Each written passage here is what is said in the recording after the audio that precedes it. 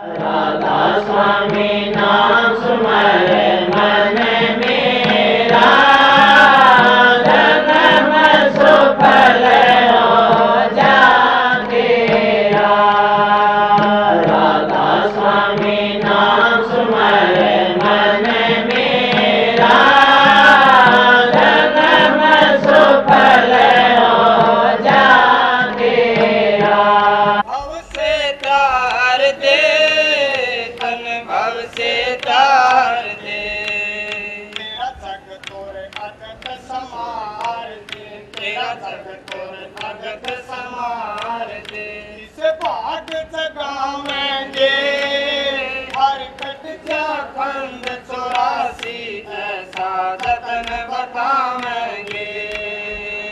धाम दिनोद में चलिए सुरता, धाम दिनोद में चलिए सुरता। सतगुरु तरस दिखावेंगे हर कट जा कर्म सो। राधा स्वामी, राधा स्वामी दयाल की दया, राधा स्वामी सहाय, राधा स्वामी।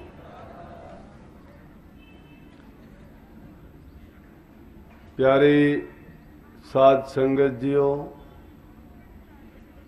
बुजुर्गों, माताओं, भाइयों, नौजवान साथियों, जितने भी आप सत्संग में सत्संग लाभ के लिए उपस्थित हुए हो, शांति से, आराम से, एकाग्रचित होके सत्संग का लाभ उठाएं। आप सबको पहले से ही पता होता है, हर साल की भांति दशहरे के नाम का सत्संग अपने इसी नजफगढ़ के आश्रम के केंद्र पे होता आ रहा है। नाम दशहरे का होता है, लेकिन आसपास रविवार जो होता है उसका इसलिए रखते हैं, कर्मचारी, स्कूल जाने वाले बच्चे या फिर छुट्टी का दिन होने से ज़्यादा लोगों को सत्संग का लाभ मिल सकता है। अभी वाणी भी ऐसी थी जिसमें सत्संग की महत्ता बताई गई कि सत्संग होता क्या है और क्यों जरूरी है, इंसान के लिए क्या महत्व है। अगर महापुरुषों के वचनों को देखोगे, उनके उपदेशों को सुनोगे या अपने शास्त्रों के लेख में आप यही चीज पाएंगे कि जिस प्रकार से चंद्रमा के बिना रात्रि सुनी होती है, सूर्य के बिना दिन सुना होता है, ज्ञान के बिना इंसान का हृदय सुना होता है और गुरु के बिना इंसान का जीवन नीरस होता है।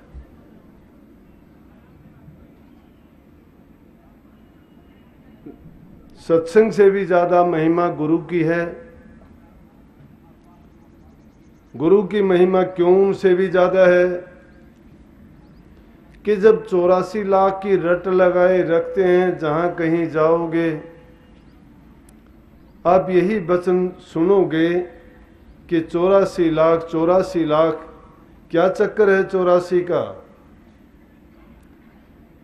84 का यह है कि इस काल और माया के देश में इस जीव को 4 खान में बांटा गया है, 4 श्रेणियों में, और 4 श्रेणियों में कुल मिला के 84 लाख योनि हैं। और 84 लाख योनि का चक्कर ये है, ये जीव भटकता हुआ संसार में आया था, आजाद स्वतंत्र था। ये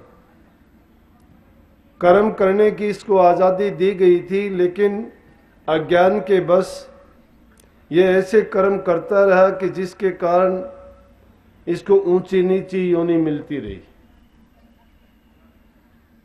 परंतु उन सब योनियों में सर्वोत्तम योनि इंसान की है। क्योंकि तुलसीदास जी ने, वैसे तो सब महापुरुषों ने ही वर्णन किया है, तुलसीदास जी कहते हैं कि 9 लाख जल के जीव हैं, 10 लाख पखेरु जान, 11 कीट भृंग हैं, स्थावर 20 बखान, 30 लाख पशु योनि है, 4 लाख नर होई, तुलसी इनमें राम भजे धन है सोई। कि इन 84 लाख योनियों में भी 9 लाख प्रकार के, कहीं एक श्रेणी के, दूसरी श्रेणी के कोई 11 लाख प्रकार के, कोई 20 लाख प्रकार के, कोई 30 लाख प्रकार के, लेकिन 4 लाख प्रकार के तो इंसान योनि में भी जीव हैं, जिनमें अकेले ये नहीं कि उनमें अलग अलग, किसी का रंग अलग है, किसी की शक्ल अलग है, किसी का कद ऊंचा नीचा है, कोई बंदर की योनि में है, कोई भालू की योनि में है, कोई किसी योनि में। तो उन सब योनियों की गिनती की जाए तो उस 84 लाख योनि में इंसान का जीवन ऐसा है कि जिसमें गुरु मिल सकता है। गुरु के बिना ज्ञान नहीं, गुरु के ज्ञान के बिना प्रकाश नहीं। प्रकाश का मतलब है क्या? कि हमारा अज्ञान मिट जाए और हमें इस 84 से छूटने का रास्ता मिले। इसलिए महापुरुषों ने बताया है कि इंसान की योनि मिलने के बाद भी अगर हमने किसी महापुरुष की शरण में जाके सत्संग करना, कहते हैं सत्संग सोई जानिए जित एक को नाम बखानिए। सत्संग उसको कहते हैं जहां सिर्फ परमात्मा का जिक्र, उसी के नाम की चर्चा, उसी के महत्व के बारे में, उसी का गुणगान, उसी को याद करना। क्योंकि इंसान का जैसा ख्याल होता है वैसा ही उसका हाल होता है। जैसा तुम सोचोगे, तुम्हारा जैसा ख्याल बन जाएगा, तुम्हारे जीवन में वैसा जरूर होगा, लेकिन तुम्हारे हृदय में सत्यता होनी चाहिए। भक्ति भी उसी फार्मूले पे काम करती है कि जब एकाग्रचित होके हम किसी भी बात का चिंतन करते हैं या मनन करते हैं, अपने मन में रख के उसको ज्यों-ज्यों उसको बार बार हम याद करते जाते हैं, तो वही चीज साक्षात रूप में प्रकट होकर हमारा काम पूर्ण करती है।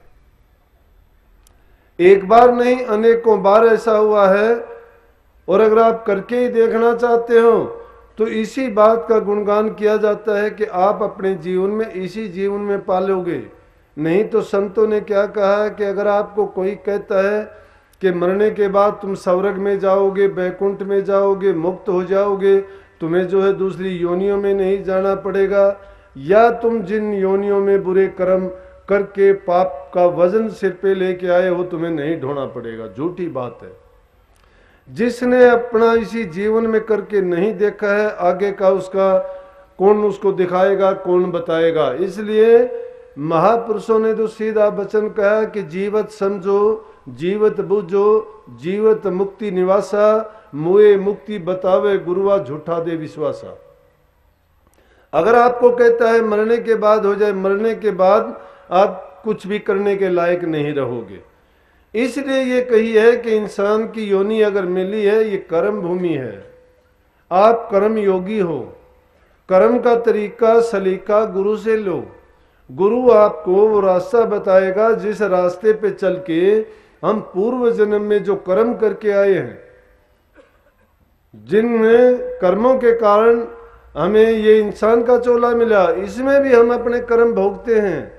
प्रारब्ध कर्म सब ने भोगा है, चाहे राजा रंक बादशाह संत महात्मा फकीर कोई ऋषि मुनि, सब ने अपना कर्म भोगा, उसके प्रमाण हैं। हर साल आप रामलीला का दृश्य देखते हो, गाथा गाई जाती है, बच्चा बच्चा जानता है। उसमें भी श्री रामचंद्र जी ने जो कर्म किया त्रेता युग में, वही द्वापर युग में उनको भोगना पड़ा। त्रेता युग में रामचंद्र जी ने बाली को छिप के तीर मारा था और उसी का बदला लेने के लिए वही बाली भील बन के आया। और रामचंद्र जी ब्रह्म के अवतार द्वापर युग में कृष्ण रूप में आए। जब कृष्ण रूप में आए तो उन्होंने अपना बदला भी उनको तीर मार के ले लिया। तो इसका मतलब जो ब्रह्म के अवतार भी आए, 4 सतयुग में आए, 3 त्रेता में आए, 2 द्वापर में आए, 1 कलयुग में आया। वैसे तो 24 अवतार कहते हैं, लेकिन मुख्य रूप से जो 10 अवतार आए इन चारों युगों में, 3 युग तो हमारे पीछे बीत चुके हैं, लेकिन कलयुग जिस युग में हम जी रहे हैं, इस युग में माया और मन का दौर अपने पूरी ताकत और जोश के साथ है, जिसके कारण जीवों की बुद्धि भ्रमी हुई है। उनका मन सत्संग के प्रति, नाम के प्रति, परमात्मा के प्रति, आध्यात्मिकता के प्रति या भक्ति में ढुलमुल रवैया अपनाए हुए हैं।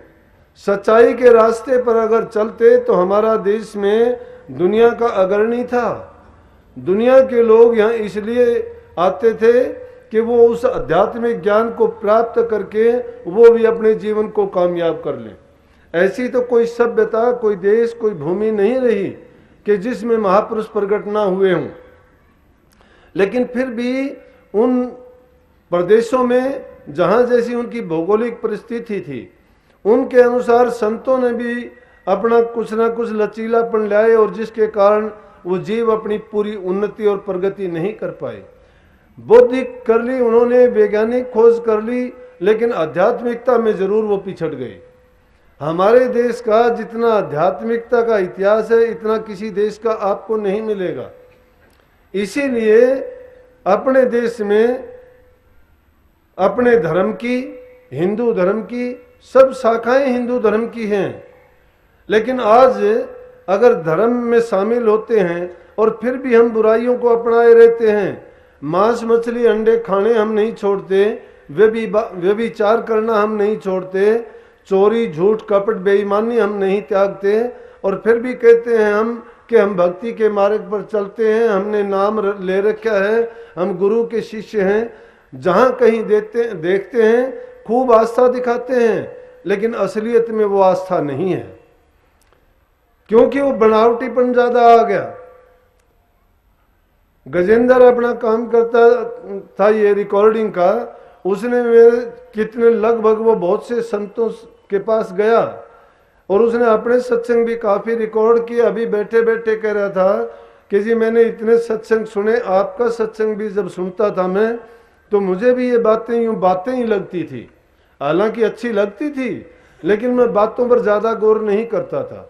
तो कहने लगा मुझे यथार्थ गीता देखने का मौका मिला, और यथार्थ गीता जब मैंने पढ़ी और उसको पढ़ते पढ़ते उसमें ये बातें आई कि ये जीव इस संसार में जो ब्रह्म का देश है, उनमें काम, क्रोध, लोभ, मोह, अहंकार, इच्छा, आशा, तृष्णा, वासना, जितने भी चीज इस संसार में, उनमें ये जीव उलझा हुआ है। और उस जीव उलझे हुए की परमात्मा भी कोई मदद नहीं करता, चाहे वो कितने ही प्रयास करे और कितने ही फरियाद करे, क्योंकि उनमें जब तक वो फंसा हुआ है निकलने का रास्ता ही नहीं है। लेकिन फिर कहता है कि फिर उसमें बताया आखिर में कि एक ही रास्ता है निकलने का, कि अगर कोई तत्ववेता, त्रिगुण रहित सत्य पुरुष, पूर्ण धनी, जिसने नाम की कमाई करके अपने आप को इस संसार से लिबरेट कर लिया है, स्वतंत्र कर लिया है, जो इससे ऊपर उठ गया है, उसकी शरण में जाके पूर्ण विश्वास के साथ अगर आप भक्ति के मार्ग पर चलते हो और उन्हीं का ध्यान, उन्हीं के वचन की पालना और उनके बताए हुए मार्ग पर अपना जीवन लगा देते हो, तो निश्चित रूप से आप इस काल और माया के जंजाल से बाहर निकल सकते हो। कहने लगा जब मुझे ये यकीन हुआ कि महाराज जी जो बात बताते हैं वो सही बताते हैं, संत सभी वा घर से आवे, नाम भेद दे जीव चितावे, जो चेते तिस ले पहुंचावे, नाम भेद ले जो माने कहना, उसको फिर सुख दुख नहीं सहना। नाम का भेद लेके जो कहना मानता है, इसको संत मत में गुरु भक्ति कहते हैं। गुरु भक्ति है क्या? गुरु भक्ति यही है कि गुरु कौन है? जिसका कोई स्वार्थ नहीं है, जो खुद बंधन से मुक्त है, जिसने नाम लेके ना करनी की है, जिसके पास करनी नहीं है, जिसके पास नाम रूपी दौलत का संचय नहीं है, जिसके जो खुद माया के बंधनों से जकड़ा हुआ है, वो दूसरे को क्या खाक स्वतंत्र कराएगा? अगर ऐसे स्वतंत्र पुरुष के पास आप चले जाओगे तो आपको भी आजाद कर देगा। बंदे को बंधा मिले तो छूटे कौन उपाय, निर्बंध को बंदे को निर्बंध मिले तो पल में ले छुटाए। अगर बंधे हुए के पास दूसरा बंधा हुआ इंसान बैठा है और वो कहता है मुझे खोल दे, वो कहेगा मैं तुझे कैसे खोल लूंगा, मैं खुद बंधा हुआ हूं। लेकिन एक बंधा हुआ इंसान है और वो खुला हुआ इंसान उसके पास है और कहता है कि मुझे खोल दे, वो उसको खोल सकता है क्योंकि वो निर्बंध है। लेकिन हम ऐसे बंधे हुए हैं, निर्बंध नहीं है। दुनिया में रहते हुए जो ये हमने जाल बुना है, कुल का, परिवार का, समाज का, धन दौलत का, मेड़ तेर का, महल मकान का, जायदाद संपत्ति का, कितने दिन के लिए है? कितने दिन के लिए है? 4 दिन के लिए। हमने इससे ज्यादा नहीं देखा। कोई 20 बरस में, कोई 30 बरस में। अरे जिस प्रकार से सफर करते हैं, रेल में, बस में चलते हैं, सवारियां बैठी होती हैं, स्टेशन आता है, लोग अपना जब उनकी मंजिल आती है उतर उतर के रास्ता लेते हैं, बाकी आगे चले जाते हैं। हम रोजाना ये खेल देखते हैं, हमारे साथ वाले जाते हैं, लेकिन फिर उसके बाद भी हम नहीं चेतते। हम तो कहते हैं कि हम सदा के लिए अमर रहेंगे। क्या चाहिए हमें? हमें मान चाहिए, हमें इज्जत चाहिए, हमें प्रतिष्ठा चाहिए। दूसरे हमारे सामने कुछ नहीं है, लेकिन परमात्मा की नजर में भेद नहीं है। परमात्मा की नजर में तो वो भला और अच्छा है जिसको प्रभु से प्यार है। साहेब के दरबार में केवल भगत प्यार, साहेब भक्ति से राजी, तजे दुर्योधन के पकवान खाए दासी सुत भाजी, रची युधिष्ठिर यज्ञ बटोला सकल समाजा, मरता सबका मान सुपच बिन घंट न बाजा, पलटू ऊंची जातकार मत कर कोई अभिमान, साहेब के दरबार में केवल भगत प्यार। साहेब के दरबार में, परमात्मा के दरबार में तो वही प्यारा है कि जिसने भक्ति की है, जिसने अच्छे कर्म किए हैं, जो पाप कर्म को त्याग के प्रभु की भक्ति में जिसने अपने मन को लगा दिया है। लेकिन ये काम इतना आसान भी नहीं है जितना हम आसान समझते हैं। परंतु हम मुश्किल किसको समझते हैं? हम मुश्किल उस काम को समझते हैं जिसके लिए हमें कुछ देना पड़े। और देना क्या? जिसके लिए चंद पैसे देने पड़े। पैसे को हम बड़ा मानते हैं, लेकिन संत लोग उसको क्या कहते हैं? संत लोग तो उसको रोग और बीमारी कह के त्यागते हैं। जो माया संतंत जी और मूढ़ता ही लिपटाए। जो माया संतों ने तज दी है, मूढ़ता ही लिपटाए। जो नर डारे वमन को और स्वान शोक से खाए। इस वैसी हालत है वो, जिस प्रकार से हम मुंह से जो उल्टी करते हैं वो तो बुरी होती है, गंदी चीज होती है, उसमें विषाणु होते हैं, इसीलिए तो बाहर आ गई। उसको क्या करते? कुत्ता बड़ा चाव से खाता है, हम उसको बुरी समझ के, पेट उसको नहीं मानता अच्छी चीज है, इसलिए हमने उसको उल्टी कर दिया है। तो ये माया का रूप तो उस वमन की तरह से है, लेकिन मूढ़ आदमी तो उससे चिपटते जाते हैं। और जो लोग समझते हैं कि ये बीमारी है, क्योंकि माया सम नहीं मोह निर्बंध समान नहीं चोर, हरिजन सम नहीं कोई नदी से और, हरिजन के समान कोई भी त्यागी नहीं है। क्योंकि जिसने एक प्रभु की प्राप्ति का मार्ग अपना लिया है, संसार के पदार्थ उसको फीके दिखाई देते हैं, उनके रस में उसको कोई आनंद नजर नहीं आता। अगर जो संसार को सत्य मानते हैं, उन चीजों को अपने आप में फंसा लेते हैं, तो वो लोग जिसने धन इकट्ठा किया, बड़े बड़े महल मकान बनाए, बड़े बड़े उन्होंने और कारखाने लगाए, धन दौलत बैंकों में छोड़ के गए, उनके साथ क्या गया? कर्म तो उन्होंने अच्छा नहीं किया ना। अगर अच्छा कर्म करते तो संसार से सुखाले जाते। जब उनकी पेशी लगती प्रभु के दरबार में, तो उनका लेखा जोखा जब देखा जाता तो उनके पल्ले कुछ धन दौलत होता। ये दुनिया की धन संपत्ति दौलत यहीं छूट जाती है, लेकिन नाम की दौलत ये हमारे साथ जाती है।